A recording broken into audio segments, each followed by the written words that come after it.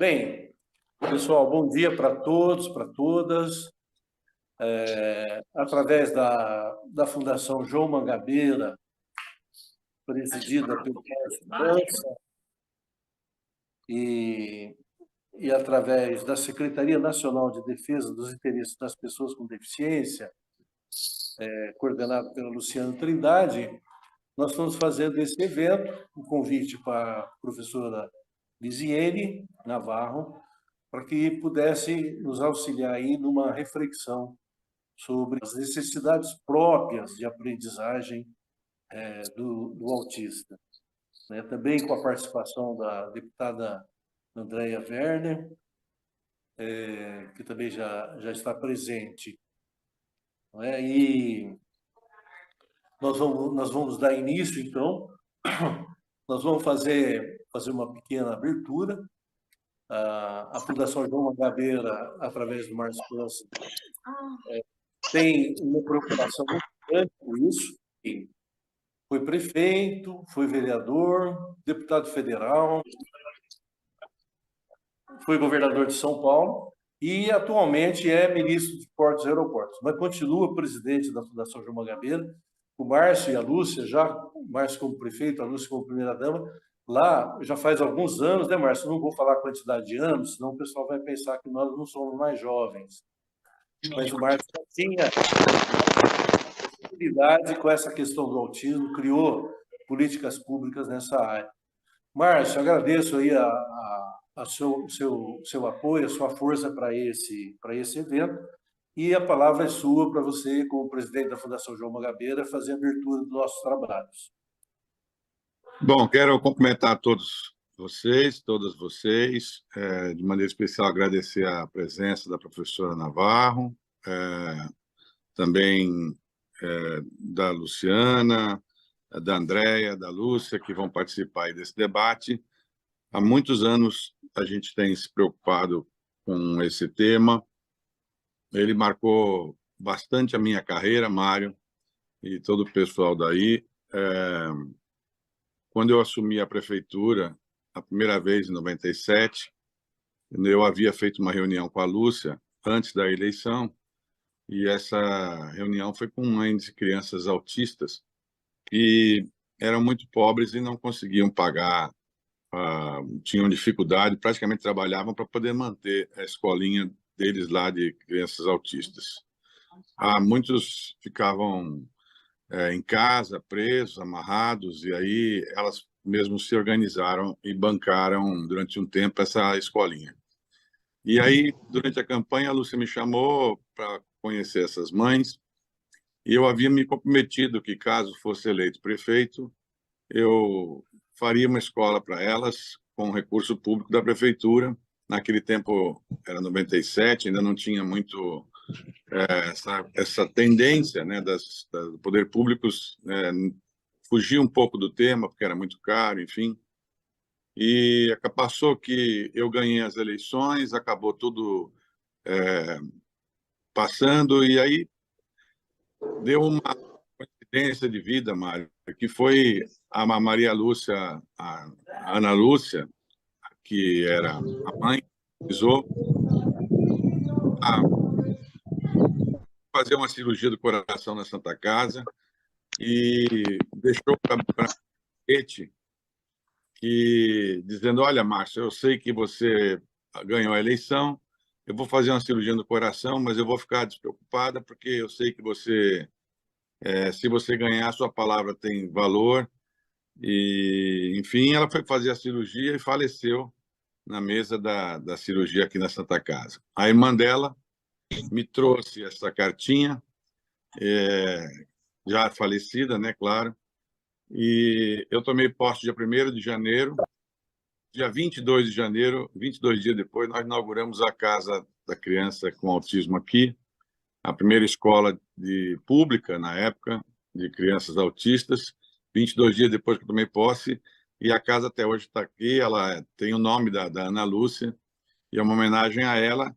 E de lá para cá, vem se dedicando, em especial a Lúcia, que é professora, e enfim, tem uma escola e tem a formação nesse assunto, e ela fica, enfim, mais atenta, é claro. Depois, com a vinda agora da Andréia e das outras pessoas também que têm relação com esse tema, a Luciana e todo mundo, acabou que a gente foi se especializando. E o nosso partido hoje é um partido que tem muita preocupação com isso, com esse crescimento, em especial na educação infantil, que a gente tem notado. Então, é sempre muito bom que o Mário e o pessoal de Osasco, a nossa fundação, possa estar na frente do seu tempo, né? Pensando um pouco para frente, agora com essa situação nova aqui em São Paulo, de um secretário da Educação meio cibernético, né? Eletrônico, e para a gente pensar nas coisas mais pessoais, dessas relações pessoais. Então, fico muito contente de estar aqui. Eu vou estar ouvindo vocês em algum momento. Eu vou estar em deslocamento de carro e não vou poder estar o tempo todo com o vídeo ligado, mas eu quero cumprimentar muito a você, Mário, a professora Tereza e todo mundo aí de Osasco que organiza para a gente esses eventos e, de maneira especial, o pessoal da Fundação que tem ajudado aí. Muito obrigado a vocês, bom dia e bom debate. Muito obrigado, ministro Márcio França, presidente da nossa fundação. O Márcio tem ainda compromisso lá no Porto de Santos como ministro.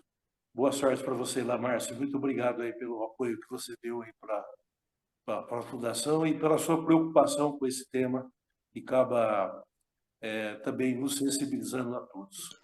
Tá bom, obrigadão. A Lúcia está por aqui, depois ela vai me passar os detalhes aí, tá bom? Um abraço. Bem, dando sequência à nossa palestra, Márcio, nós vamos passar agora a palavra para Luciana Trindade, que é da Secretaria Nacional de Defesa dos Interesses das Pessoas com Deficiência. E a Luciana Trindade também, junto com a Fundação, ajudou a organizar esse evento.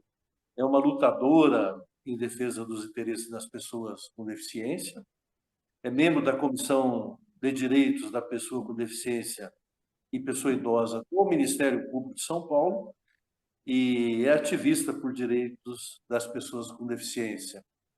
Luciana Trindade, uma lutadora. Luciana, com você aí para você dar sequência à abertura aqui do nosso evento, da nossa palestra. Oi, Mário, bom dia para todos e para todas. Meu nome é Luciana Trindade, né? Eu sou uma mulher de pele branca, cabelo um pouco abaixo do ombro, estou vestida uma blusinha verde, com óculos com uma armação na cor azul marinho. Bom, é um prazer estar aqui com vocês, né, para falar de um tema que é tão importante e tão relevante para o PSB Inclusão de forma nacional. Eu também quero agradecer aqui, aproveitar a oportunidade para mandar um beijo para a professora Lúcia, para a Andréia Werner, para todas as mulheres que estão aqui e que compõem hoje essa reunião com um debate tão importante, tão sensível para todo mundo. Bom, eu gostaria de destacar o papel do PSB como referência na luta pela educação inclusiva e o impacto positivo que a gente teve da revogação do Decreto 10.502. Vale lembrar que o PSB foi quem acionou o STF sobre o Decreto 10.502, que segregava os alunos com deficiência dos demais alunos sem deficiência. Esse decreto foi um dos primeiros atos do presidente Lula, né, na sua posse, foi revogado. Foi o primeiro ato, e é uma vitória para nós do PSB, né, reconhecer que a segregação escolar exclui os alunos com deficiência dos demais alunos. Bom, eu também quero fazer, aqui na minha fala, reforçar que a Política Nacional de Educação Especial, na perspectiva da educação inclusiva, que deve ser amplamente discutida e adotada por grupos que atuam na defesa dos direitos das pessoas com deficiência, e aí nessa política a gente precisa pensar o seguinte: a gente tem apoio de pesquisadores, laboratórios respeitados no meio acadêmico brasileiro, e a Política Nacional de Educação Especial, ela emerge como o caminho ideal para a inclusão escolar. É essencial fortalecer e ampliar seus alcances e poderes legais. por meio de atualizações pontuais no trabalho de atendimento educacional especializado. Isso deve ocorrer à medida que avançamos na área de tecnologia assistiva e reconhecemos o papel crucial do segundo professor em suas atribuições pedagógicas em harmonia com o professor regente. Ou seja, o PSB Inclusão defende a Política Nacional de Educação Inclusiva, com o aluno em sala de aula, atuando junto com os demais alunos sem deficiência, e que esse aluno com deficiência seja entendido como uma pessoa, e não como uma pessoa com deficiência que tem uma doença ou qualquer outra incapacidade. Esse aluno tem total capacidade de acompanhar a aula junto com os demais alunos, desde que a escola esteja preparada para receber esse aluno. E é através da Política Nacional de Educação Inclusiva que a gente vai avançar, melhorando a qualidade de formação dos professores, melhorando a qualidade de acessibilidade nas escolas e assim por diante. Importantíssimo que a gente acompanhe a Lei Brasileira de Inclusão e a Convenção da ONU sobre os Direitos da Pessoa com Deficiência. Agradeço demais à Fundação João Mangabeira pela oportunidade da gente trazer o tema e discutir, uma vez que a gente vem acompanhando a política nacional e vendo muitas leis sendo inseridas. Importante que esse debate seja introduzido no nosso dia a dia e a gente acompanhe a Política Nacional de Educação Inclusiva na perspectiva sempre pensando no aluno com deficiência. É isso. Agradeço, Mário. Bom, agradeço demais mais uma vez o convite, Mário. Estou muito feliz de poder estar aqui e a gente discutir um tema que é tão importante e sensível para todos. Ótima palestra, obrigada mais uma vez. Obrigado, Luciana, pela parceria que você fez aí com a Fundação João Mangabeira, viu? E muita força na sua batalha aí. Obrigada, Mário. Nós vamos passar a palavra agora para a deputada Andréia Werner. A deputada Andréia Werner é uma ativista na área dos direitos dos autistas e é presidente da Comissão dos Direitos da Pessoa com Deficiência na Assembleia Legislativa de São Paulo, né? E criou ONGs e batalha há muito tempo para a questão do autismo. Deputada Andréia Werner, obrigado pela sua participação, pela sua presença e muita força aí na sua luta, na sua batalha. E aquilo que nós pudermos somar, nós estaremos sempre apoiando essa batalha. Então, com a palavra, a deputada Andréia Werner para participar da nossa abertura aqui.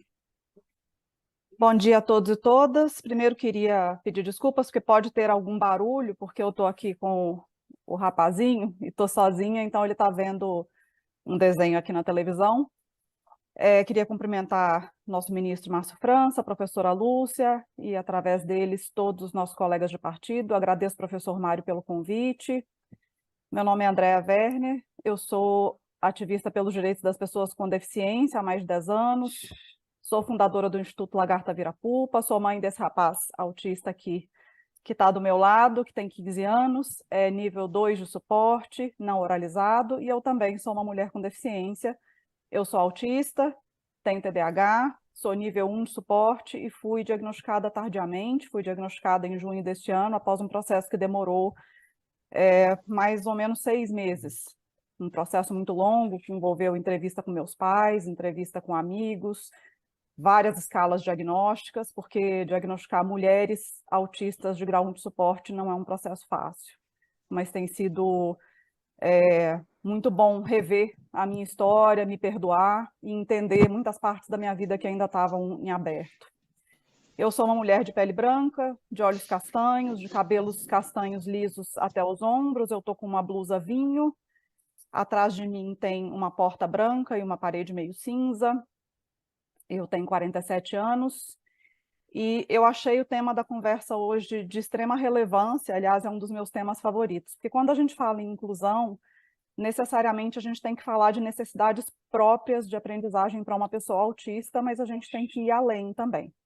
Eu tinha necessidades de aprendizagem que não foram atendidas, mesmo com superdotação e altas habilidades, que é uma coisa que também foi diagnosticada agora, o autismo e o TDAH que eu tinha se colocaram de uma forma que eu era alvo de exclusão no ambiente escolar e eu cheguei, por isso, a repetir a 8ª série. Eu ouço muitas histórias parecidas com essa de outros autistas adultos diagnosticados tardiamente também. A minha vivência tem um papel importante, mas também me deu outra referência. O Theo, que é o meu filho que está aqui do meu lado fazendo barulhinhos, está sendo alfabetizado hoje em uma escola municipal em Vinhedo, porque é uma instituição que entendeu que ele tinha necessidades próprias também, e diferentes das minhas. Necessidade de um acompanhamento mais ativo, de que os professores estivessem em contato próximo comigo e com o pai dele, que tivessem uma abertura para dialogar com a equipe multidisciplinar que acompanha ele. Um autista hoje ele precisa de aceitação, ele também precisa de adaptação e de inclusão real. A gente não pode cair em ideias antiquadas e segregacionistas do passado. A gente não pode aceitar nenhum ambiente em que a individualidade do autista é apagada, com intervenções agressivas, que tem como único interesse fazer com que ele pareça menos autista, porque isso não existe. Mas a gente também não pode falar em comportamento indesejado da perspectiva neuronormativa. A gente precisa sempre ver aquele aluno como um indivíduo e pensar na qualidade de vida. Então, se há comportamentos auto- ou heterolesivos, se ele se machuca ou machuca as outras pessoas, eles precisam sim ser abordados para que aquela pessoa não sofra, para que ele tenha mecanismos de autorregulação que sejam sustentáveis, que façam bem para ele. Se é um comportamento que outras pessoas acham estranho, quem precisa ser educado são as outras pessoas. Isso aí é problema das outras pessoas. Às vezes são os alunos, às vezes são os professores, às vezes os diretores, os coordenadores, às vezes os pais das outras crianças. Quando o Theo entrou nessa escola que ele está, foi apresentado um vídeo para os alunos sobre autismo, sobre o que era autismo, e depois sobre o Theo. Por que o Theo faz barulhinhos? Por que o Theo anda com o tablet? Por que o Theo tem foto de baleia no tablet? E foi profundamente esclarecedor e tirou muitos mitos que as crianças tinham na cabeça, inclusive sobre os barulhinhos que o Theo faz para se comunicar e por que ele não fala. Também não podemos aceitar que uma criança tenha suporte negado e fique largada em sala de aula, porque a inclusão é muito mais do que matrícula. Essa criança sem ter acesso ao conteúdo, sem acompanhamento ou sem adaptação, em uma esteira de progressão continuada que não desenvolve autonomia, não desenvolve socialização ou um mínimo de formação. A gente precisa ter claro em ambientes como esse que não existe uma solução única, até porque as pessoas não são únicas, as pessoas são diversas. E que quanto mais condições e barreiras nós impomos para a inclusão, mais estamos empurrando essas crianças para a escola especializada, porque é a escolha que as mães fazem quando elas percebem que os filhos não estão sendo incluídos de verdade, por qualquer motivo que seja. Eu falo isso como mãe que já tomou essa decisão há muitos anos atrás. Não existe um único modelo capaz de contemplar todos os autistas, com TDAH, sem TDAH, com superdotação, sem superdotação, com deficiência intelectual, com dificuldades motoras ou não.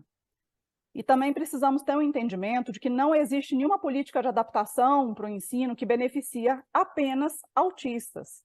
A gente tem estudantes com síndrome de Down ou paralisia cerebral que podem ser incluídos com material bem adaptado. Temos alunos ostomizados, com alergias ou com dificuldade de deglutição que ganhariam com o apoio de um AVE e adaptações.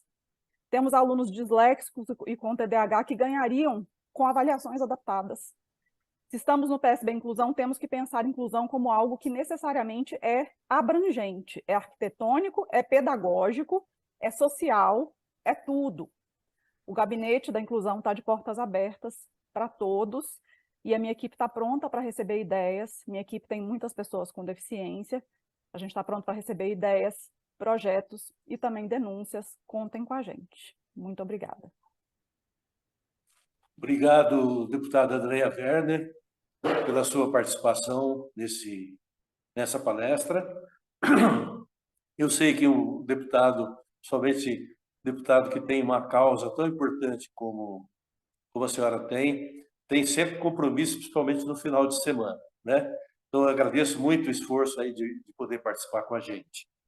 Bem, nós, a partir de agora, professora Lisiane, consideramos encerrada a abertura e eu só queria agradecer também o Silvano Furtado, da Associação Nacional para a Inclusão de Pessoas Autistas, e ex-presidente do Conselho do Coletivo Autista da USP.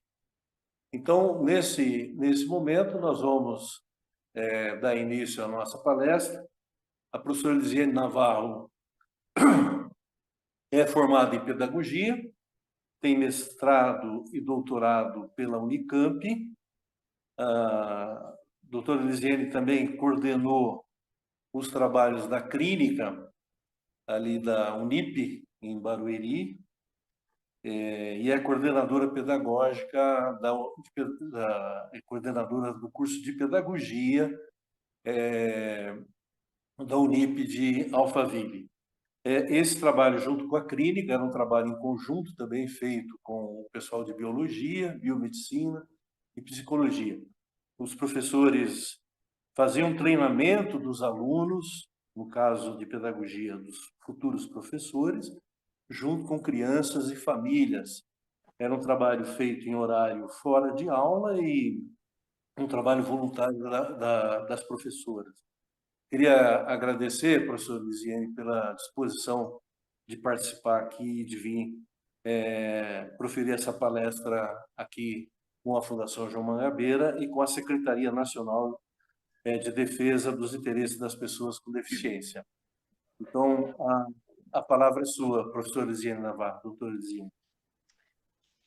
Bom dia a todos e todas, eu fico muito feliz em estar aqui. Quero agradecer imensamente ao convite, né, à Fundação João Mangabeira, através do seu presidente, Márcio França.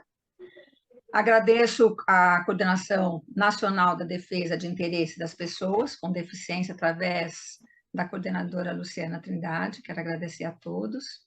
É uma oportunidade, estar conversando é um momento sempre interessante, não importa, né, se o assunto é iniciante ou não, eu acho que estar conversando, estar discutindo, trazendo à tona é algo importante na nossa sociedade e na nossa condição. Achei interessante demais a fala da Andréia, no sentido de que realmente não existe um modelo único para trabalhar com o autismo, da mesma forma que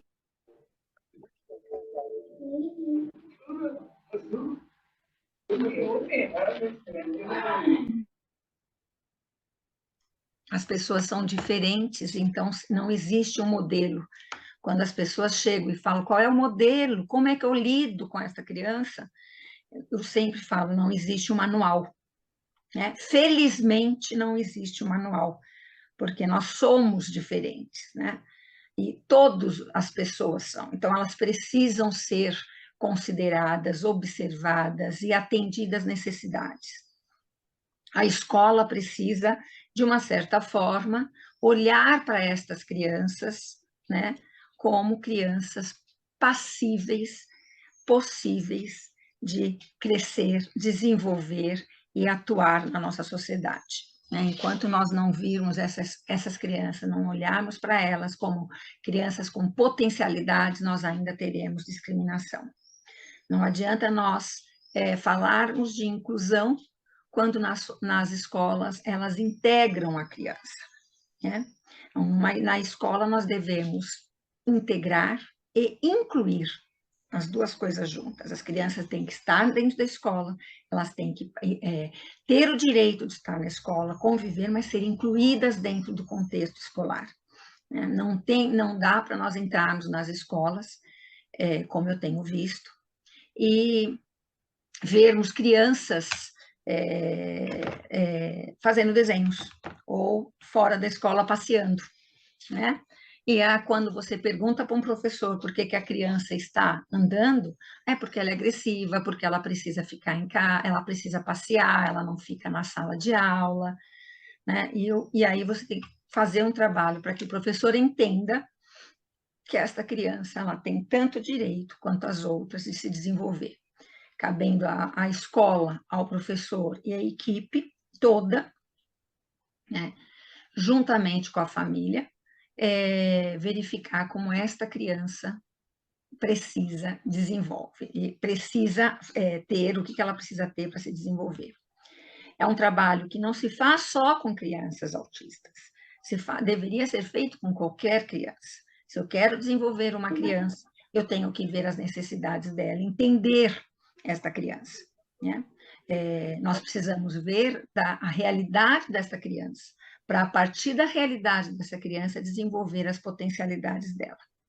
O que normalmente as escolas fazem é ver a realidade de conteúdo, aquilo que a escola quer transmitir para a criança. Eu não descarto que nós temos um conteúdo a ser cumprido, mas esse conteúdo ele tem que ser adaptado, adequado à necessidade das nossas crianças. Enquanto nós não pensarmos desta forma, nós não teremos uma escola realmente inclusiva, né? Uma escola que pensa o desenvolvimento. Pensar no desenvolvimento de uma criança autista é pensar no desenvolvimento de todas as crianças, porque ela é uma criança como outra qualquer. Quando uma criança nasce, quando um ser humano nasce, não existe nenhum artigo, nada que diga que ao nascer, se ela tem uma patologia ou se ela tem uma deficiência, ela não é cidadã. Na nossa Constituição fala que todos nós somos cidadãos com direitos a desenvolver, a educação, né, a ser nessa sociedade. Então, ao nascer, independente da nossa raça, credo, condições, nós temos o direito de desenvolver. Então, portanto, quando a criança nasce, a sociedade tem que se mobilizar para que esta criança, em qualquer condição, ela seja incluída e desenvolvida e seja capaz de permanecer e participar de uma sociedade. O grande legado da nossa sociedade é essa, né? É entender que a criança, seja autista, ou tenha qualquer outra patologia, ela tem o direito de ser vista, olhada e desenvolvida. Então, eu começo agradecendo a fala de vocês, entendendo que realmente este caminho de vocês, esse caminho de trazer a criança para o desenvolvimento, para uma sociedade, é um caminho válido e realmente certeiro, né? Nós só teremos uma sociedade realmente ativa, realmente viva, quando todos puderem ser o que eles quiserem ser, né? Se eles terem a oportunidade, o espaço deles dentro de uma sociedade. Então, quero então me apresentar, né? Sou uma pessoa de pele clara, branca, cabelos compridos, um pouco reflexados, com uma blusa verde com algumas estampas. Atrás de mim tem um piano, que eu adoro tocar, com algumas imagens, e essas imagens são de família, que é o que eu tanto gosto. Bom, começando então, vamos começar de uma forma mais primitiva possível, né? Assim, seria algo que eu tenho certeza que vocês já sabem, né? Que vocês já têm esse domínio, que é caracterizando o autismo. Mas nós não podemos fazer... Peraí, eu vou só... Eu acho que para começar, nós temos que começar né, trazendo aí uma discussão. Então, o que é o transtorno do espectro autista? Né? Ele é, de uma certa forma, né, ele é uma alteração no neurodesenvolvimento que dificulta a organização de pensamentos, sentimentos e emoções. Diante disso, nós já começamos a primeira fala nossa. Então, como nós temos que nos organizar para auxiliá-los nesse entendimento do que eles sentem, de como eles veem o mundo, como eles organizam o pensamento dele. Então, isso já é o primeiro passo da escola, né? Geralmente, né, eles têm um prejuízo de atividades diárias, de interação social, de comunicação e aprendizagem, que cabe à sociedade como um todo, né, se organizar para isso. Bom, nós temos o nível 1, 2 e 3, né, que o nível 1 apresenta pouca necessidade de apoio e pouco prejuízo nas relações interpessoais, que é o que normalmente as pessoas, às vezes, elas são diagnosticadas tardiamente, né? Porque as situações da sociedade vai nos fazendo nos adequando ou nos mostrando que às vezes não é nenhum problema, somos nós, e passa despercebido a necessidade de investigar por que algumas crianças têm algumas dificuldades, têm algumas atitudes. Na moderada, apresenta necessidade de apoio sustentável, né, que possui um déficit severo nas suas habilidades, e no 3, apresenta a necessidade de apoio muito sustentável, né, que então já precisa aí de um apoio, de uma intervenção e de uma equipe multidisciplinar, né, para ser um trabalho mais efetivo. Então, quando nós falamos isso, nós estamos falando de crianças de uma interação verbal, de um nível verbal ou não verbal, né? Que ela tem abordagem social anormal, uma dificuldade para estabelecer uma conversa, um compartilhamento reduzido de interesses, de emoções e afetos, né? Às vezes ela não consegue se expressar em termos dos seus afetos, dificuldade para iniciar ou responder a alguma interação, né? Dificuldade em compreensão e aprendizado de gestos e expressão faciais, uma fragmentação de contato visual e uma dificuldade da relação, né? Então, quando nós pensamos nisso, nós temos que entender estas crianças, né? Porque ela tem uma característica como um movimento repetitivo e rítmico, ela tem uma fala estereotipada, ela tem uma estereotipia motora, ela tem repetição da fala, ecololia, né, de terceiros, uma adesão inflexível de rotina, padrões ritualizados. Então, isso tudo nós precisamos entender, né, que como a necessidade de ter uma rotina das crianças, né, entender o que são esses padrões ritmizados da criança, ritualizados, que ela precisa sempre fazer as mesmas coisas para ela compreender esta sociedade, o mundo que ela está, é a forma como ela vê. Ela tem, muitas vezes, uma seletividade alimentar, né? E ela tem interesses fixos, né? Que nós chamamos de hiperfoco, né? Então, essas crianças, quando você pensa nas pessoas, nós temos que ter um tratamento que visa, de uma forma, né, o desempenho dela, como nós vamos desempenhar essas crianças da melhor forma, como elas vão ser incluídas, como elas têm, que tipo de trabalho é realizado, né? Como é o tratamento, né? Tem casos que tem tratamento que não precisa de remédios, né? Que precisa só de intervenções terapêuticos, e tem casos que precisam de algumas intervenções farmacológicas, né? Então vai precisar de uma prescrição e não é. Nós temos aí que respeitar esse andamento. Então, ambos os tratamentos são realizados entre família e sociedade, né? E a escola. O que nós precisamos entender é que, assim, entre os transtornos psiquiátricos, o autismo e o TEA, né, o transtorno do espectro autista, eles possuem o mais forte evidências, né, as mais fortes evidências de bases genéticas. Ainda estamos buscando genes específicos, né, que contribuem para essas síndromes, mas que tem, de uma certa forma, né, o estudo está bem forte em relação a isso. Os avanços na tecnologia que nós temos visto, genômicas, né, são crescentes. Nós estamos, assim, tendo muitas pesquisas voltadas a isso, né, nós temos contribuições de indivíduos com TEA, nós temos o grupo do dentinho de leite, né, que uma parceria da USP e os Estados Unidos, né, que analisa os dentes de leite da criança, tem uma amostra genética de indivíduos, né, que são afetados pelo autismo, né? Então, nós temos, assim, de uma certa forma, muita pesquisa em relação a isso. Né? As primeiras pesquisas que estão evidenciadas, né, implicam algumas regiões cromossômicas e genéticas, né, então, dentro desse transtorno. E nós sabemos que nos próximos anos nós vamos ter uma descoberta, uma efetividade maior sobre os múltiplos alelos dos transtornos dos aspectos autistas, né?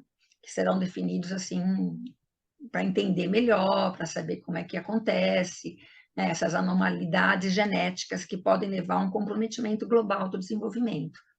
Hoje nós sabemos que o cromossomo 7q, né, é a região mais frequentemente afetada nesses estudos. Então, nós temos um estudo forte sobre o cromossomo 7q, ainda há estudos sobre isso. Nós temos identificados por volta de 130 genes ligados, 134 genes, né, ligados ao autismo. E as pesquisas vão sendo conduzidas por uma universidade do Canadá, né, pelo um hospital, né, do Canadá.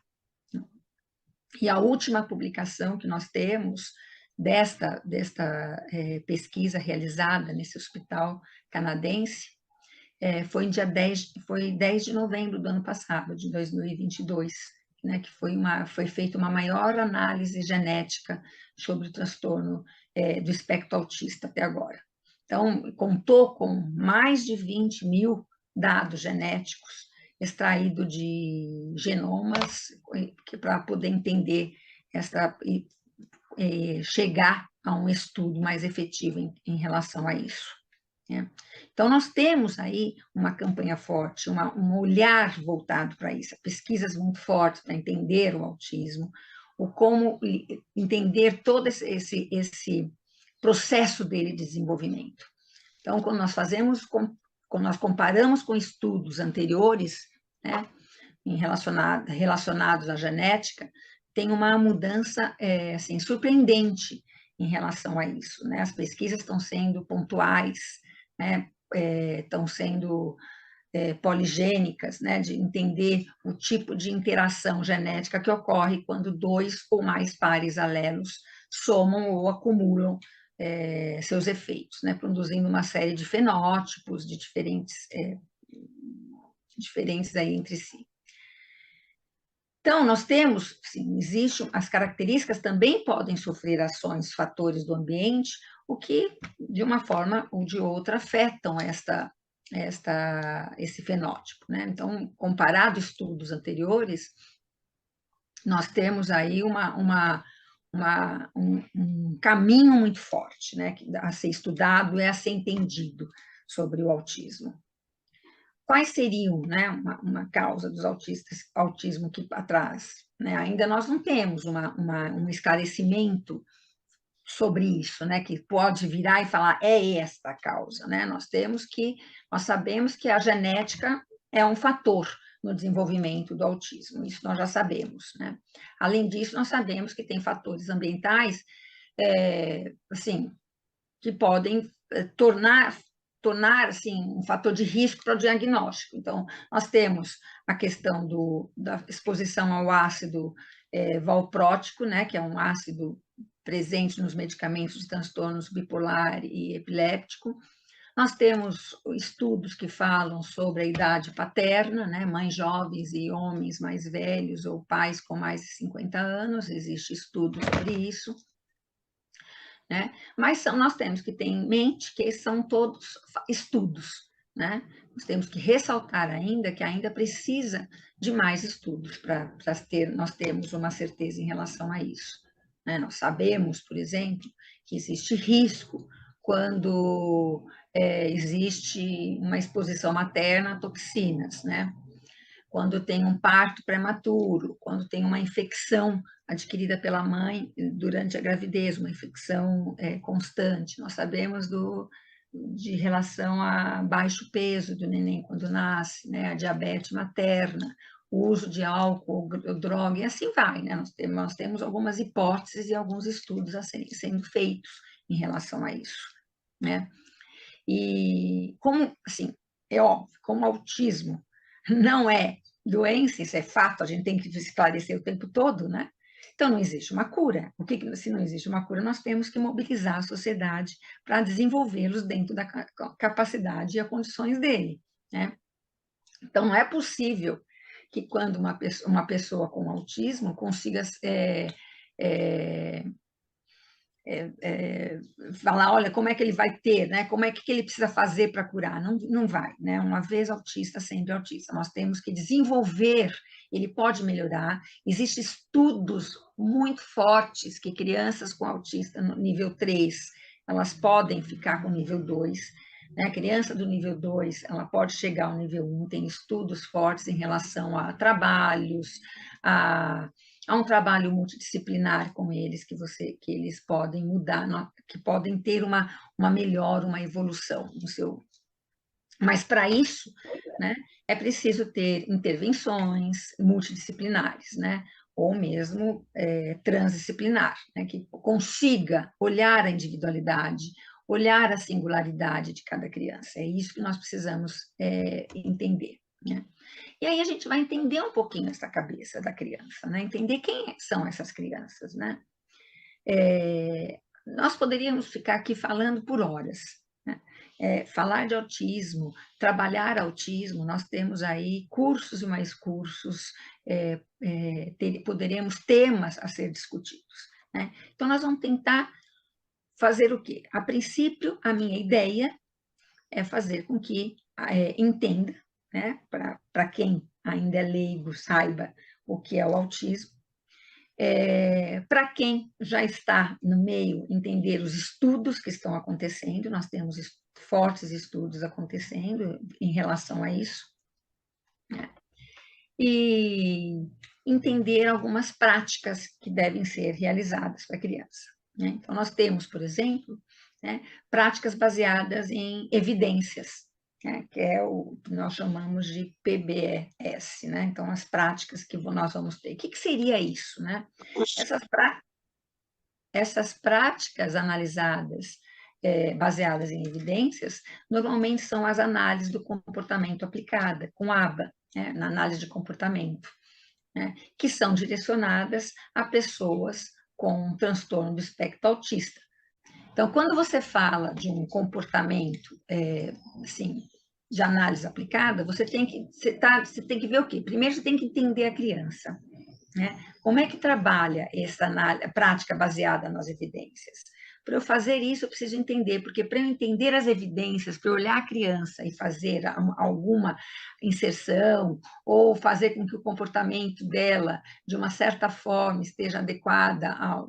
Se ela grita, se ela berra, se ela não para num espaço, se ela não quer compartilhar junto com os grupos, né, alguma atividade, eu tenho, a princípio, que entender essa criança, né? Então, eu tenho que entender, conversar com os pais, saber como é que essa criança, como ela é na casa, qual é a rotina da criança, qual é o brinquedo que ela mais gosta, o que ela gosta de fazer, porque a partir disso eu posso elaborar uma estratégia de trabalho, né? Então, eu não elaborar uma estratégia de trabalho a partir somente daquilo que eu acredito, né, não é atender às necessidades e não conseguir, por vezes, desenvolver esta criança. Então, eu preciso, primeiro, entender esta criança. Então, ter um momento de conversa com os pais, saber como ela é, como ela lida com o ambiente, o ambiente, o brinquedo que ela mais gosta, o que desencadeia, às vezes, a crise. Às vezes, os pais podem nos dar essa situação da casa dele. E, a partir daí, eu vou elaborar uma estratégia de trabalho. Eu vou verificar como eu vou trabalhar com a criança através daquilo que ela gosta, que é do interesse dela. Porque a criança, se ela não tiver, né, interesse naquilo que está a escola oferecendo, ela não vai participar mesmo, né? Se ela não estiver... Então, quando às vezes os professores chegam numa escola, por vezes eu chego numa escola e a criança está num canto, né, brincando, ou com um brinquedo dela, ou eu falo para o professor, por que essa criança não está aqui? Não está junto com todos? E sempre a justificativa do professor porque ela é autista, porque ela gosta de ficar longe, porque ela não participa. E a primeira coisa que eu faço, o que ela gosta de fazer? Qual é o brinquedo que ela gosta? Né? O que a interessa? Né? Se eu tô falando, vamos trazê-la para cá através daquilo que ela gosta. Então, se ela tem um brinquedo que ela gosta, você pega e entrega esse brinquedo se ela estiver participando dos colegas, né? Se ela tem algo que atraia, né? Às vezes ele tem um apego, ele desenvolveu um vínculo com o professor ou com o apoio, que esta criança esteja junto com esse apoio dentro do círculo, ou da roda, ou da atividade. É importante sempre isso. Ao elaborar essa estratégia de trabalho, logo em seguida eu preciso promover ou medir o quanto esta criança está progredindo. Se essa estratégia, de uma certa forma, ela está dando continuidade, né? Se ela está tendo sucesso em relação a isso. Então, quando eu tenho a intervenção baseada em antecedentes, né, de uma certa forma, é uma organização, eu organizo o evento, né, ou umas circunstâncias que precede uma atividade, né? Porque a própria palavra já fala, intervenção baseada em antecedentes. Então, eu saber como aquela criança age, como aquela criança vai, como ela se comporta. Então, eu vou organizar algumas atividades, né? Alguma coisa que demanda um fim de uma determinada ocorrência ou um comportamento, né? Que reduz um determinado comportamento dela. Então, se esta criança ela tem o hábito de correr pela sala, eu preciso primeiro entender por que ela está correndo pela sala. Ela corre por quê? Porque é a forma que ela tem de mostrar a ansiedade dela ou a alegria, porque às vezes o correr da criança é a energia que ela tem, né? Ela tem uma energia que quando ela chega no ambiente, ela precisa desencadear essa energia quando ela está feliz demais, ou ela está muito ansiosa com um determinado, e o professor ela consegue não entender, né, que aquela criança está correndo por causa disso, e não auxilia esta criança a entender o seu próprio comportamento. Porque às vezes se você fala para ela, você está muito feliz, você está contente, então agora vamos sentar, ou vamos fazer uma atividade, às vezes você desenvolvendo esse vínculo, você consegue mudar ou fazer com que a criança entenda ou contenha esta forma de energia e, na realidade, ela transfira, né, este comportamento. Na realidade, enquanto está vindo, vamos continuar, né? Vamos tentar, a gente tem que observar um pouco o comportamento da criança e os sinais de como a criança se comunica, né? Porque cada criança tem uma forma de comunicação e nós não podemos negar isso. O que muitas vezes eu vejo os professores não respeitar a forma como a criança se comunica, né? E não é respeitar de uma forma, eu não estou criticando, eu estou falando que é porque não sabe, né? Nós não sabemos, nós temos um modelo de comunicação e para nós esse modelo, ela tem, assim, você quer que todas as crianças, de uma certa forma, siga esse tipo de modelo, atenda a esse tipo de modelo. Então, primeiro eu tenho que partir, né? Se a criança ela não é verbal e eu quero que ela, de uma certa forma, passe a verbalizar, por exemplo, assim, eu tenho que entender que a linguagem ela é aprendida, né? A linguagem ela é aprendida. Então, não adianta, se a criança não é verbal, como é que eu ensino? Por exemplo, como é que eu ensino uma criança a falar? Falando com ela, né? Eu ensino uma criança a falar falando, conversando, brincando. Quando ela estiver brincando, brincar junto com ela. Quando eu estou falando de uma criança autista, com transtorno de espectro autista, eu preciso brincar mais com ela, falar com ela, participar das atividades, para que ela entenda que a fala é importante. Ela entenda que com a fala ela vai ter resultado. E é isso que é importante, ela entender que ela falando, ela terá resultado. Então, por exemplo, se eu sei que a fala é aprendida, então eu preciso falar mais com ela, fazer com que ela olhe para mim. Ela precisa entender que a fala tem uma função, né? Que a sua fala tem uma função. E que esta função, ela vai ter um resultado que ela queira. Então, como é que eu faço? Tá? Então, se a criança está lá no canto, não está prestando muita atenção, e eu quero que ela olhe, se eu conversei com a família, se eu entendo que a criança gosta, e eu sei, por exemplo, que essa criança gosta de uma bola, né?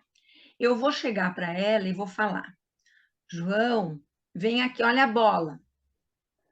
João, olha a bola. Primeiro eu vou falar isso. Ele não olhou para mim. Ele não viu a bola. Eu vou até o João Mostro a bola. João, olha a bola, né? Olha aqui a bola. Na hora que ele olhar a bola e for pegar a bola, eu afasto um pouco a bola e falo, bola, João. E aí eu entrego a bola para ele. Então, o processo de desenvolver a verbalidade de uma criança autista é através dos objetos, das atividades que ele tem afinidade. Então, a Luciana né, está aí bem dentro dessa entretida, envolvida nessa parte de inclusão. E a Andrea Werner, inclusive, ela falou, né, que o filho dela estava assistindo uma televisão ou estava fazendo uma atividade. Por quê? Porque era assim que ele se entretém. Então, quando a gente coloca uma criança, primeiro eu tenho que mostrar o objeto que ele se entretém. Eu quero que ele olhe para mim. Porque ele olhar para mim, ele vai perceber que ao falar, ele vai ter um resultado. Então, eu quero que ele tenha esse contato visual. Então, eu pego o objeto, vou até a criança que ele gosta, né? E na hora que ele fizer alguma menção de pegar o objeto, eu olho para ele, olha a bola. E aí ele fizer a menção, ele fez a menção, eu falo bola e entrego para ele. Depois o processo nós começamos a trabalhar assim. Agora eu entrego porque ele fala bola. Daqui a pouco eu vou mostrar a bola e eu vou falar assim, bola, bola. Ele vai estender a mão e eu vou falar bola, bola. Se ele emitir algum som, eu entrego a bola, para ele perceber que emitindo o som eu entrego a bola. O processo é sempre levar a criança, da partir das atividades e daquilo que ela gosta de fazer, a perceber que a fala tem uma função e um resultado nesta fala. O que nós costumamos ver é que nós ensinamos as crianças várias palavras, queremos que ela aprenda várias palavras, mas são palavras que não têm sentido para elas. Né? Então, ela não vai aprender se aquelas palavras, aquela frase, aquela situação não houver sentido para ela. Então, se eu quero que uma criança autista fale, na realidade, eu tenho que entender assim, como é que eu ensino uma criança, né, neurotípica a falar? Mostrando o brinquedo para ela, fazendo ela olhar para mim e falando o nome dela. O processo não é diferente com uma criança. A questão é que a criança autista requer uma dinâmica maior nossa. Requer mais tempo, requer que eu olhe para ela mais vezes, que eu brinque com ela, que eu fale com ela. O ambiente tem que ser um ambiente falante, né? Para ela entender que a fala resulta num resultado. Então, o grande problema nosso, quando eu falo da nossa sociedade em geral, é que você esquece que se ela tem um objeto de interesse, como normalmente elas têm, esse objeto de interesse ela tem que ser movida. Então, por exemplo, né, tem uma criança que não queria, uma outra vez estavam me contando esse caso, uma criança não queria comer na escola, não se alimentava na escola de jeito nenhum, não queria se alimentar na escola, e a família falava que ela se alimentava na casa. Aí fomos verificar como é que a criança se alimentava em casa. Ela se alimentava em casa numa panelinha. Os pais colocavam numa panela e a criança comia, se alimentava com um garfo dentro dessa panelinha. O que aconteceu? Isso foi um caso passado para mim a semana passada. O que aconteceu? O que a pessoa fez? A pessoa pegou e mobilizou a escola, convenceu a escola de que ela deveria colocar essa panelinha para a criança comer. E a criança passou a comer, trouxe a panelinha de casa, aquele objeto que a criança estava acostumada a comer em casa, e ela comeu, se alimentou pelo menos ela se alimentou. Aí a escola, de acordo com o depoimento da pessoa, falou assim, mas espera aí, né? Essa criança, nós vamos mudar esse comportamento da escola, nós estamos fazendo o quê? Nós vamos mudar todo o comportamento da escola? E ela falou assim, não, nós vamos atender a atividade, nós vamos atender a necessidade da criança nesse momento. E se nós precisarmos mudar as rotinas da escola para atender a necessidade de fazer com que a criança se desenvolva, que façamos isso. Então, esse foi um depoimento de uma pessoa, de uma palestra que eu havia dado semana passada, que ela falou, então, normalmente nós esquecemos de olhar o que a criança está acostumada a fazer, né? Como ela se locomove e como ela lida com a situação da vida, para eu poder adaptar. Então, entender que a linguagem ela é aprendida e está dentro, na realidade, esse aprendizado nosso faz parte da nossa filogenética, né? Ela faz parte da nossa filogênese, né? O falar, o pensar, né? O agir, o planejar, isso faz parte da nossa filogênese, né? Fazer parte da nossa filogênese significa que ele pode ser desenvolvida, né? Como? Então, olhando e adequando essas crianças ao ambiente e observando o comportamento de cada criança. Falar, olha, a criança não vai desenvolver, não existe um indivíduo que não se desenvolva. Não existe indivíduo que não se desenvolva. Existe, sim, um ambiente que não se adeque àquela situação e àquela necessidade, né? O problema é exatamente isso. O desenvolvimento acontece. Eu não posso querer que esse desenvolvimento aconteça igual para todos, né? O desenvolvimento é próprio do ser humano, é próprio da nossa espécie. Não, é da nossa filogênese, Pedro. Faz parte da nossa filogênese o pensar, o andar, né? São as características do ser humano. A ontogênese seria o desenvolvimento dessa nossa filogênese. Aí, quando você pensa no desenvolvimento da nossa filogênese, nós estamos falando da ontogênese, né? Como essas características nossas, elas são desenvolvidas, de que forma elas são desenvolvidas, né? Quando você fala do desenvolvimento, você está falando de ontogênese. Quando você fala de linguagem, é uma característica nossa, né? Nós estamos falando da filogênese, quais as características do ser humano, tá? Então, nós temos essas características, e essas características elas devem ser desenvolvidas de acordo com o meio. O meio é um fator imprescindível para isso, né? Então, para que eu veja para que a criança se desenvolva, ela precisa entender que existe função nessa linguagem dela, que esta função, de uma certa forma, né, vai ser atendido o desejo dela. Então, se ela não consegue falar, se ela tem um gesto, se ela tenta se comunicar e ela não consegue ser bem-sucedida, ela não é atendida, ela vai apontar, ou ela vai bater, ou ela vai gritar, né? Eu não consigo, de uma certa forma, atender o que eu quero, né? Eu vou chorar, eu vou bater. E se eu choro e bato, e ao bater, ao chorar, eu consigo o que eu quero, eu, de uma certa forma, estou reforçando esse comportamento da criança. Por vezes eu olho a criança, eu olho na escola, crianças que, quando vão fazer alguma determinada coisa, elas batem ou ou elas gritam, e o professor fala, peraí, vamos lá, vamos dar, porque senão ela vai gritar. Então, vamos lá, porque senão ela vai bater na outra criança. E aí, normalmente, eu falo, nós estamos reforçando este comportamento da criança, né? Se ela bate, se ela não consegue entender que a fala tem um resultado, né? Se ela não consegue entender que a fala tem um resultado, ela vai tentar buscar o seu resultado através de outras atitudes, né? Ou ela vai bater, ou ela vai gritar, ou ela vai chutar, ou ela vai se bater, porque ela vai se frustrar.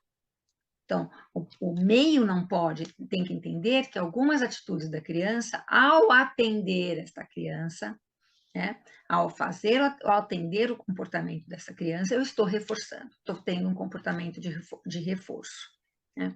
Então, como é que eu devo fazer? Primeiro, eu tenho que pensar o que eu quero que meus alunos sejam capazes de fazer. O que eu quero que esses alunos sejam capazes de fazer, né? Depois, eu tenho que pensar o que meus alunos já deveriam saber, né? O que eu tenho que fazer? E aí eu tenho que analisar como eu vou desenvolver esta capacidade e esta relação e esse conhecimento do aluno. É isso que eu preciso ter em mente, né? Eu não posso querer eliminar outras formas de comunicação, não é isto que eu quero. Eu quero apenas que a criança entenda que A fala, ela é mais direta, ela tem um resultado mais rápido do que apenas o apontar a criança. Quando ela percebe isso, quando eu mostro uma bola e ela vem pegar e eu falo bola, e ela vem pegar e eu falo bola e entrego, ela percebe que ao entregar a bola, eu verbalizei o nome dela.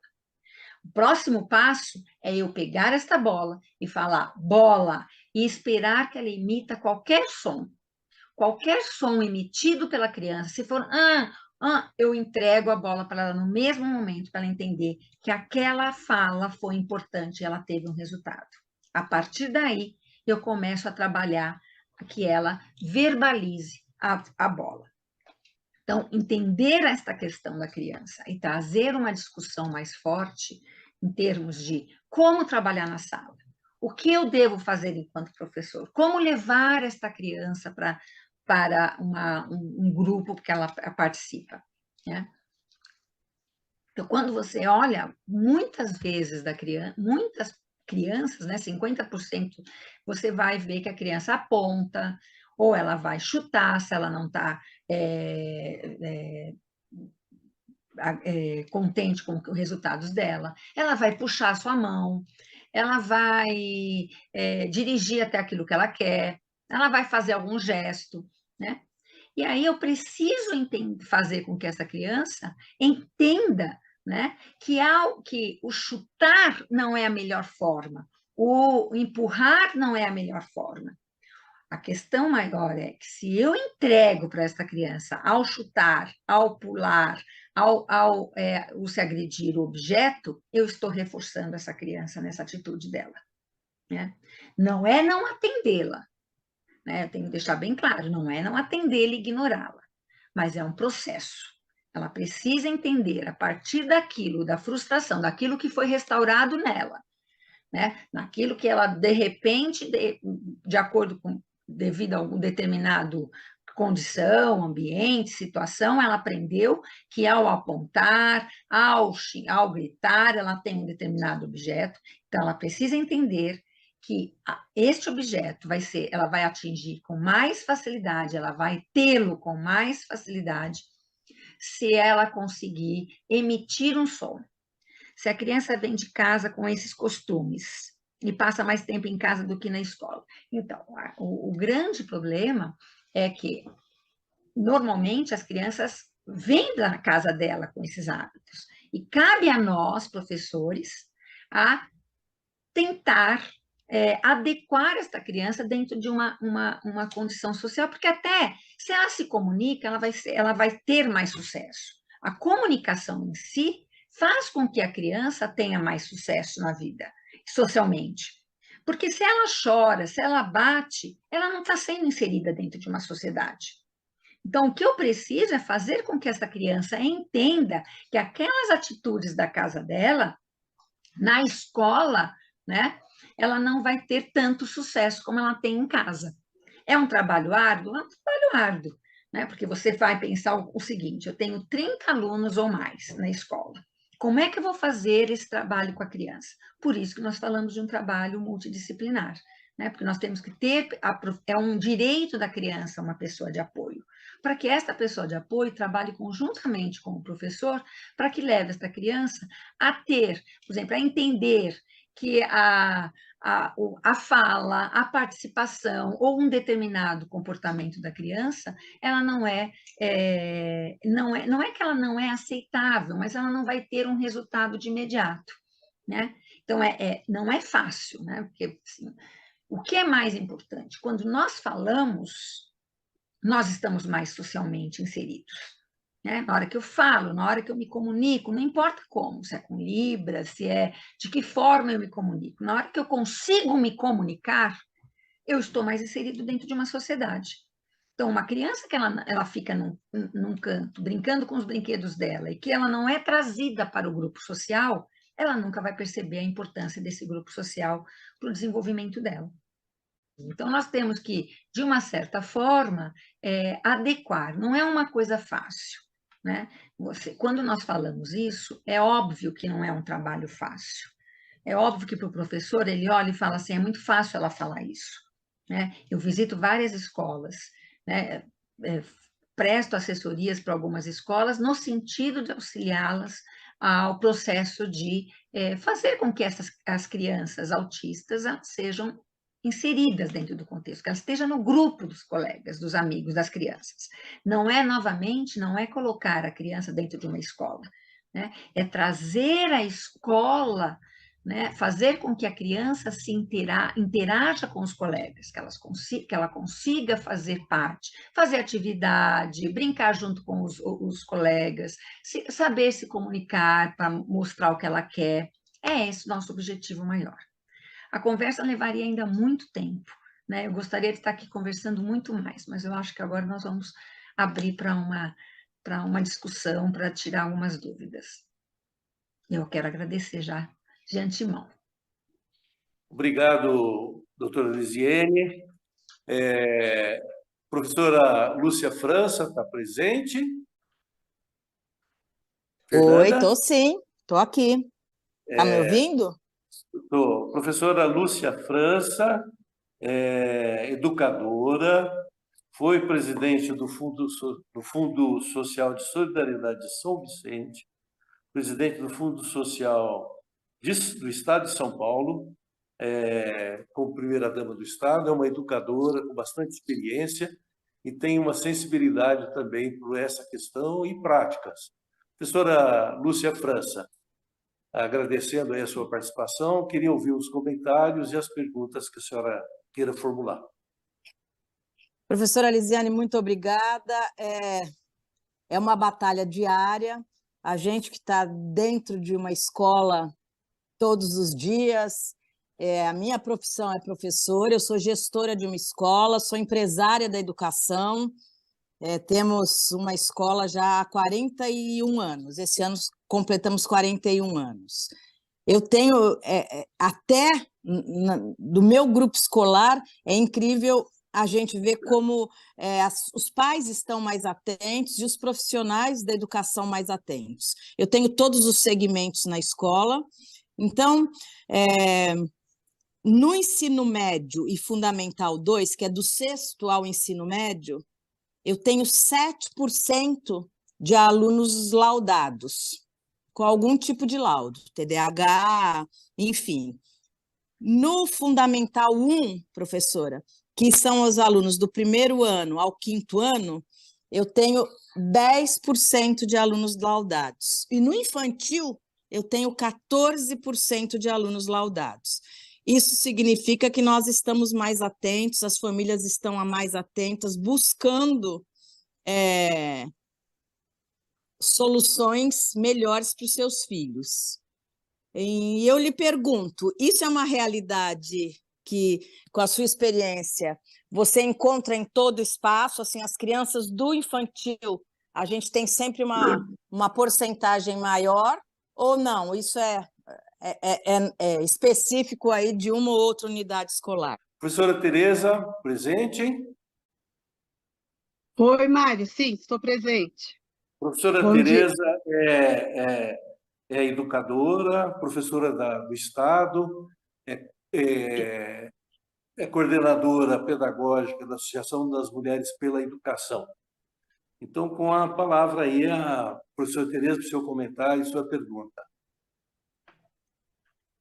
Bom dia para todos, a todas. Uma manhã rica, uma manhã bem reflexiva, diante desse tema, né? Que é uma questão mesmo de emergência, de grande importância no momento.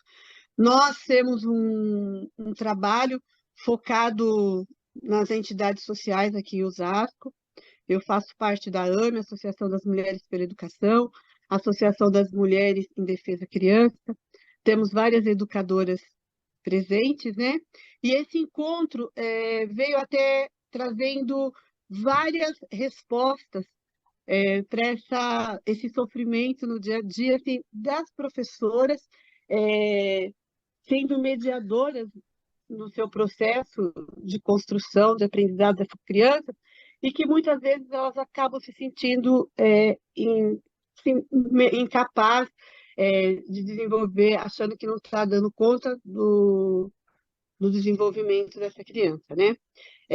Temos grande dificuldade na questão de laudos, porque as mães, elas têm toda essa questão, tem o relatório, tem o olhar da escola, tem a questão do pediatra, mas quando chega entre a questão dos encaminhamentos, de ter um diagnóstico bem mais rápido, um laudo, é onde a gente encontra várias dificuldades, a gente vê o sofrimento dessas famílias. E uma questão assim, que eu gostaria que a professora, se ela pudesse estar retomando um pouquinho, seria assim, a gente encontra em sala de aula muitas crianças que têm aquelas crises fortes, que ainda está naquele processo do diagnóstico, né? Como lidar, como facilitar a vida dessa criança naquele momento de crise forte, que ela acaba se machucando e a gente fica meio perdido nesse momento mesmo de ajuda, né? Essa seria uma questão.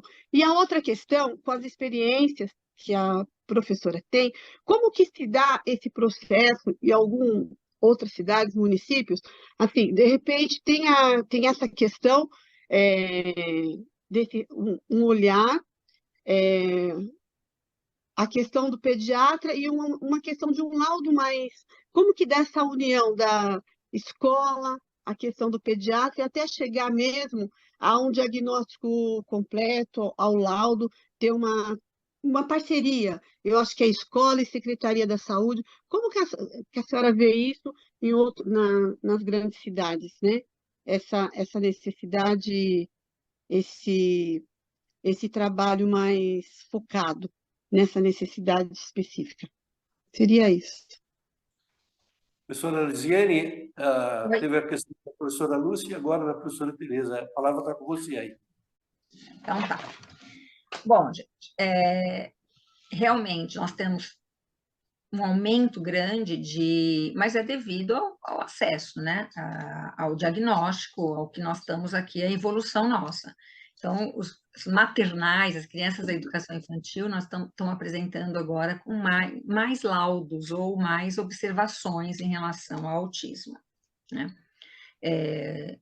Você percebe-se hoje em dia que os estudos, o acesso aos médicos, ao neuropediatra, né, facilita que nós encontremos essas crianças e consigamos fazer um trabalho mais efetivo com elas. É um trabalho que é bem melhor quando você chega no maternal e você já observa, já identifica as crianças autistas, você já pode começar um trabalho efetivo em relação a elas, né? Você já começa a trabalhar e a desenvolvê-las. Então, em relação a isso, sim, está tendo um aumento muito forte da presença dos autistas na educação infantil, porque nós temos aí o avanço da medicina em um olhar para as crianças. Em relação ao conter a criança, né, as crianças com crise, a princípio, né, nós temos que tentar acalmá-la, contendo, né? Assim, a gente chama na psicologia de fazer as contenções, né? Por isso que eu estou tomando cuidado no falar. Se falar assim, o que é esta contenção? Se a criança está em crise, eu tenho que ou abraçá-la ou pegá-la por trás, né? E fazer tentar fazer com que ela entenda e entender como é que ela se acalma, quer dizer, como é que aquela criança se acalma? Ela se acalma respirando, ela se acalma se você conversar com ela. Esta é uma relação, é como falaram aqui no chat, é um trabalho de família e escola e sociedade, né? Então não tem como eu não fazer um trabalho se eu não olhar para a criança e eu não perceber como é que ela se acalma.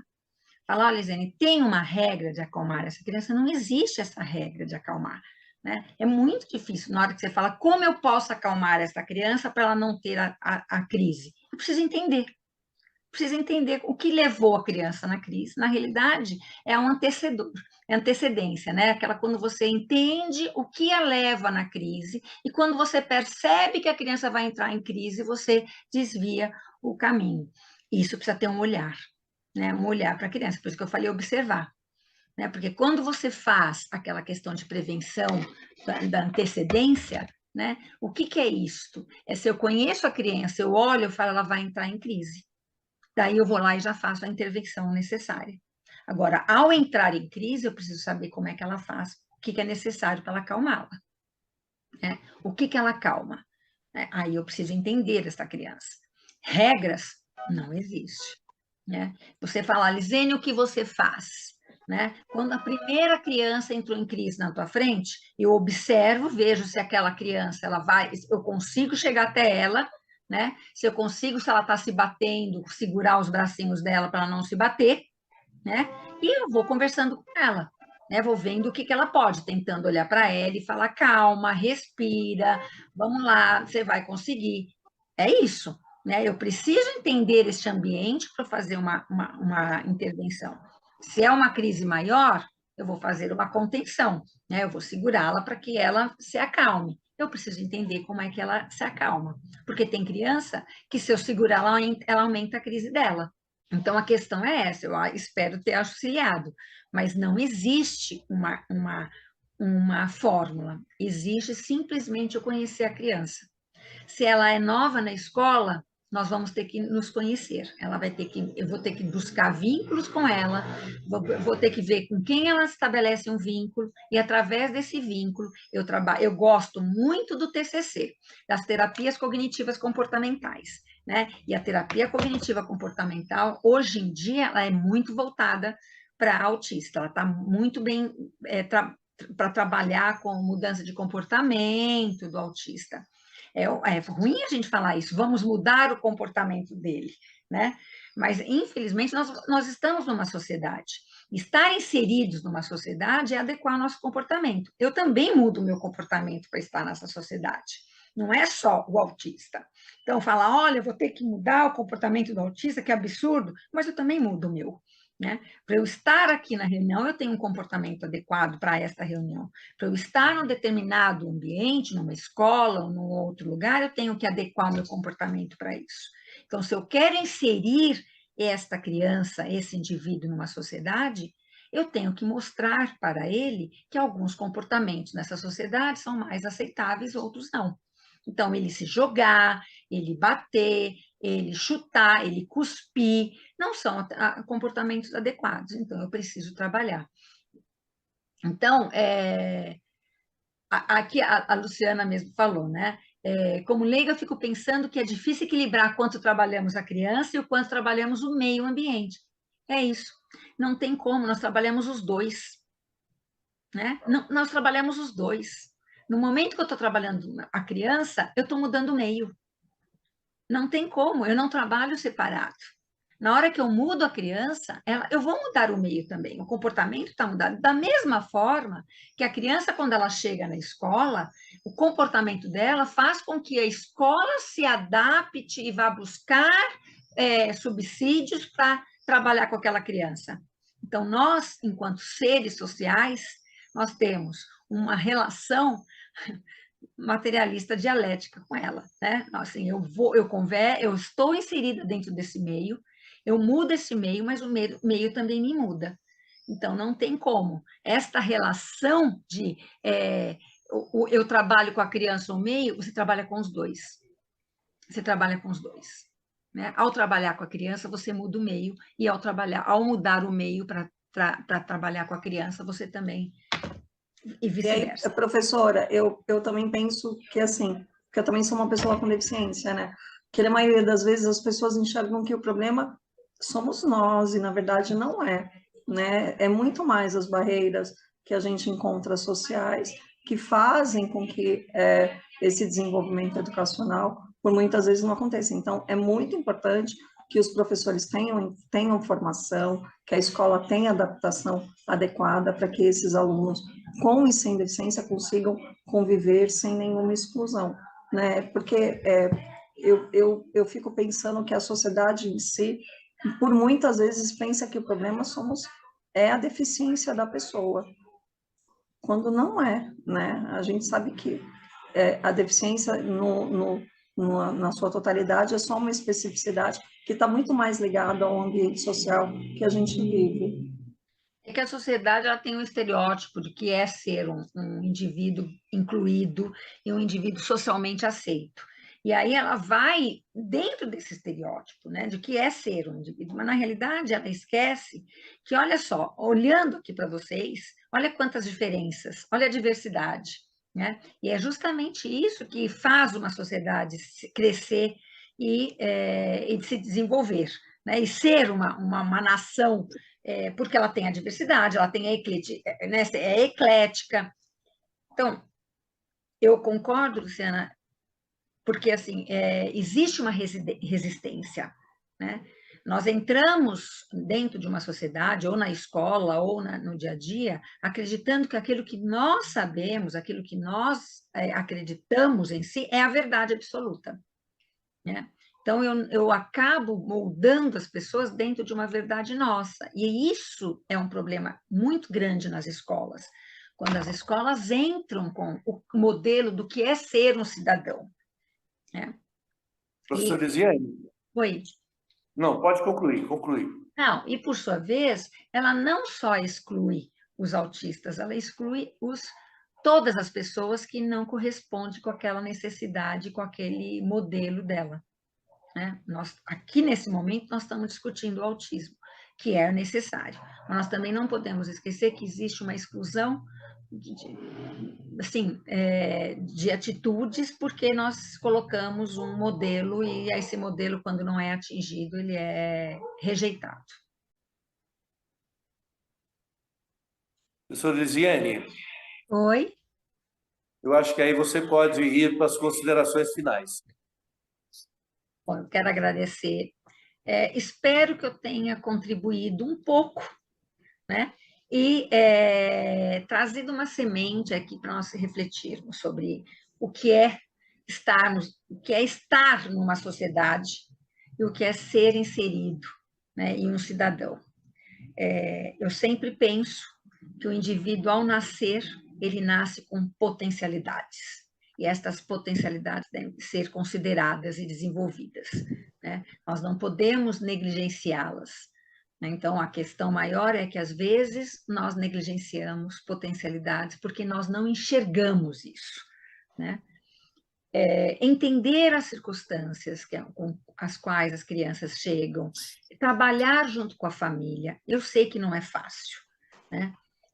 Tudo novo requer que nós saiamos da nossa zona de conforto, né? Então, uma criança, a inclusão é uma coisa nova, o autismo teórico é uma coisa nova na escola, então nós precisamos entender mais, falar, discutir, para que introjetemos as informações, introjetemos essa necessidade deles de estar e desenvolver. Espero imensamente que eu tenha agregado algo, e eu quero agradecer a todos pelo esse momento. Professor Lisiane, queria agradecer a sua participação, pedir desculpas pelas interrupções, agradecer a professora Lúcia França, a professora Tereza, agradecer a Luciana Trindade pela parceria com a Fundação João Mangabeira, o Márcio França, presidente da Fundação João Mangabeira, que deu todo o apoio para essa iniciativa e nos orienta sempre para a gente dar prioridade para essa questão da inclusão. E agradecer também à deputada Andréia Werner por sua participação, por sua dedicação, por sua luta. Então, acho que nós vamos encerrar nossa reunião. Não sei se a professora Lisiane quer acrescentar mais alguma coisa. Não, eu deixo à disposição, eu deixei o slide, tem meu telefone. Se alguém quiser entrar em contato, eu não sei se eu pus meu e-mail, mas eu estou à disposição para tirar dúvida para alguém, porque aqui surgiram algumas perguntas.